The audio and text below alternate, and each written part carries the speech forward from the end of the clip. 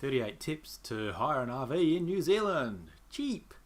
Number 1, the major RV brands in New Zealand are all owned by the same company. Juicy and Brits are two of the cheapest. Maui and Apollo are the higher end, better spec vans.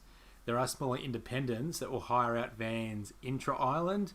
New Zealand is a safe place. You won't get ripped off, so don't be scared to use a no-name. Number 2, check your credit card and awards programs to see if they offer hire car discounts. You can usually get a 10% discount for RVs. Using the online chat feature at your RV website, double check your discount will work first because they don't always work across national borders. Number 3, use the online chat feature of the RV brand website. Ask if you can use a third-party provider for your insurance. Credit card and award programs will give you 10% discount for insurance. Your insurance will be a lot cheaper than the RV brand. Number 4, bookmark all the RV websites 1 year before your trip. Check back every couple of weeks looking for a discount. 30% off for pay now, 40% off for spring travel. It will take you 2 or 3 months to find a killer coupon. I found a 50% off. Number 5, the discount coupon code will allow a set of dates to book between. This is now your holiday. Open the booking software and start playing with the dates. Don't book anything. Choose different locations. Spend a whole day doing this. Yes, a whole day. There is massive variation in the daily rates and the type of vans you can get just by toggling the software. Be flexible. When you get a good range of days and a right van, book it. Now, airlines. Remember there's an extra fee if you don't pick up and drop off from the same RV place. Queenstown attracts a larger fee because it's Queenstown. Flights are cheaper to Auckland and Christchurch than Queenstown, especially in ski season. There can be as much as $500 difference if you don't choose wisely. When you do book the airfares, turn on stealth mode with the browser because airlines set prices based on your geolocation. You should be about 9 months away from your trip. Create a price notification email alert. Look for discounts. Book your flight. Remember, you have to arrive before 2:30 p.m. New Zealand time to allow time to pick up your van and get the paperwork done. You can fly out around 5 p.m. If you choose the drop-off keys option, which is a must-do. Number 9, you might have good roaming plans with your phone, so check. Otherwise, just get a SIM card from the RV branch. They're priced really competitively. You won't find cheaper. You don't get a lot of internet coverage on the South Island, so you're going to need to plan your emails about 3 days in advance. There will always be some sort of internet coverage at a cafe if you don't have your own. Number 10, Campermate is the free app and it's a must. It will notify you of discounts on the road as you drive along. It will be in your RV's sat nav. You can also download it offline on your own phone. There's similar apps, but they're not all free. Number 11, both New Zealand supermarket chains offer fuel discounts on their dockets. One's for local outlets, the other one is nationwide. After you pick up your van, go do a small grocery shop first for the basics so you have a fuel docket. Number 12, there's lots of free camping sites in New Zealand. You will rarely, if ever, need to stay in a caravan park. Rent an RV with a porta potty. This is a must. So it allows you to stay at all types of camping sites. There's websites outlining the free camping sites and their facilities, so you can look and you can choose your favourite. The free camping sites have toilets attached, so you won't ever use the porta potty. I never ever used mine. The campsites almost always have a loo. Discount sites. Bookme.nz is a must, and Groupon's good as well. You can save hundreds, but with those you actually have to buy coupons, and you buy them months in advance. They're pretty flexible in letting you change and cancel the dates, so don't be scared to buy a cheap ticket in advance. They will let you change it. They're pretty nice. They're flexible. Compare those two sites to Expedia and TripAdvisor. Number 14, you can save money by not taking out insurance a lot. You'll have to drop a massive safety deposit to do so. If you do it on a credit card, the transaction gets reversed, but do not do it on a travel debit card. I learnt this the hard way. It will incur a currency exchange both ways. So it would have been cheaper for me to just take out the insurance in the first place. For a long trip, think twice about the hefty daily rate of insurance and paying the deposit. For a short trip, just take out the insurance. Number 15, the RV brands make money by gouging on fees. Read the fine print. This is one of those times where you have to read the T&Cs. For example, you can't take the van onto the ski fields roads which is a massive pain if you're planning on skiing. It also means you can't take the shortcut from Queenstown to Wanaka. Number 16, if you're using the ferry between islands, buy the ticket from the ferry companies. There's two different providers. Don't buy it through the RV brand. I found a really big discount on Facebook via the smaller ferry service. Keep in mind, the RV brand charges a fee on top of the ferry ticket. So they'll charge you a fee to take it across the islands. Keep this in mind when choosing your initial discount code, because I found one that waived that island fee. Number 17, choose the drop-off key option to let the RV brand refuel, empty and take out the grain water, mostly because of New Zealand's diesel road tax. Anything over driving 3,000 kilometres, this option will pay for itself easily. It saves a massive hassle at the end of the trip, as you don't need to factor in a few hours to refuel, empty and clean. 18. Don't bother with hiring chairs, tables, bikes. RVing New Zealand is a road trip. The best part is looking out the front window.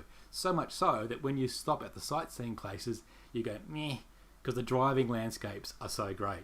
Keep this in mind when choosing a van type. You will all want to be sitting up front where you can see the view. Number 19. There's supermarkets at regular intervals on the road. You will need to do lots of small shops to get a handful of fuel discount dockets. So buy food a few days at a time. Don't stock up on everything at once.